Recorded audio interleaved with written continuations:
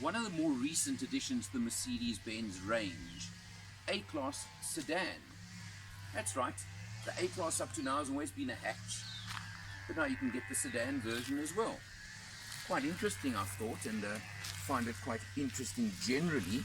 You can see it's a C-Class marginally shrunk, but of course on the front-wheel drive A-Class platform. So it's a little bit confusing in some ways. Riding on very, very nice looking 17-inch wheels over here. You come along, you have a look at the lines. It's, as I said, probably the same size as a C-Class of 1 or 2 generations back.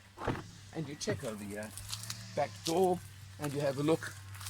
Pretty spacious in the back as well. Not bad again for what is a fairly compact sedan, can I call it that. You come around to, of course, the back, and you have a look. And again, a very nice sized boot, and you can drop the ski hatch in the center over there as well, so you've got all the features and facilities you may want. No spare wheel underneath here because you run on run flat tires. Well, this is the A200 model, but of course in modern terms that does not mean a 2-litre. It's running that 1.4-litre 4-cylinder turbo petrol engine, putting out 120 kilowatts, 250 newton meters of torque. Plenty for a smaller car. And of course you've got the nice chrome trim over here and a pair of pretty mean looking exhausts on the back. Let's check it out inside and see what you're getting on the A-Class sedan. Moving inside, you'll see it's got the modern new style Mercedes dashboard, the M-Buck system as they call it. Just show you in the center over there, we've done 231 kilometers so far on this test. It is early still at 6.6 liters per 100. It is of course the configurable dashboard. I can just press the little button and change displays, change what I see on the dash, etc. It's as simple as a button and a move of a button, a little scroller button over there on the steering wheel. There is a heads-up display on this car as well. Unfortunately, you can't see it in this light. But you've got obviously active cruise control. You've got your gear lever over here, which is standard on the Mercedes models. You can either love it or hate it. It's up to you. You come across, of course, to the center, and I mentioned the M-Buck system, and that's where, again, you can see the screen right across the dash over here, which is typical of the system. You come down to the center over here, and you've, of course, got the round air vents that look like airplane vents, as I think a lot of people refer to them. On the M-Bucks, of course, you've got a very, very good quality reverse camera over there with that overhead view as well if you need it. You've got features of that sort. And, of course, you've got full navigation.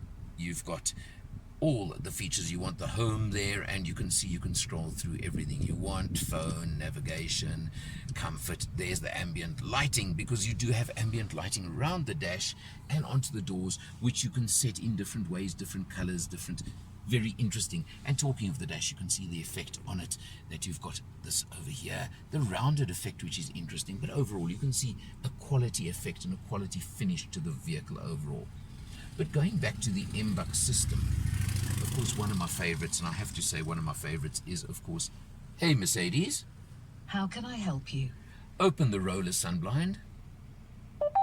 Okay, I'm opening the roller sunblinds.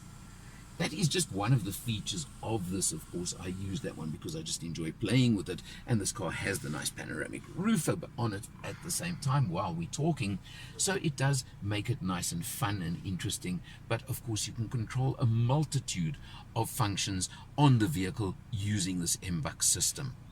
It really works. You come down to the center again, you've got the scroller for the infotainment system, and over here you've got a button where you can change mode on the transmission. And if you look at the screen now, as I press the button, you'll see you can go from eco to comfort to sport to individual and set it yourself as you would require. And obviously very different settings on the suspension, on the gearing, on the mapping of the transmission, of that 7-speed automatic transmission, which is extremely smooth, extremely comfortable, and certainly runs very, very nicely. Overall, yes, this is a Mercedes. It's a compact sedan from Mercedes. So you've got Audi's A3, you've got BMW, you've got all the competitors as usual, and it always comes down to, are you a Mercedes fan or are you not a Mercedes fan?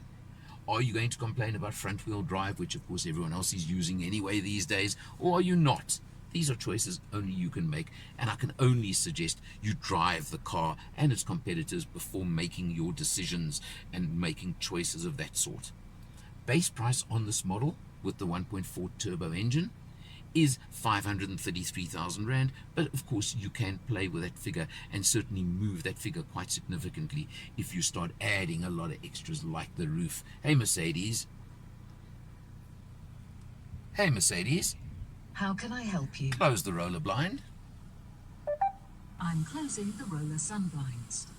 And of course I play with that all the time because I just find it quite entertaining.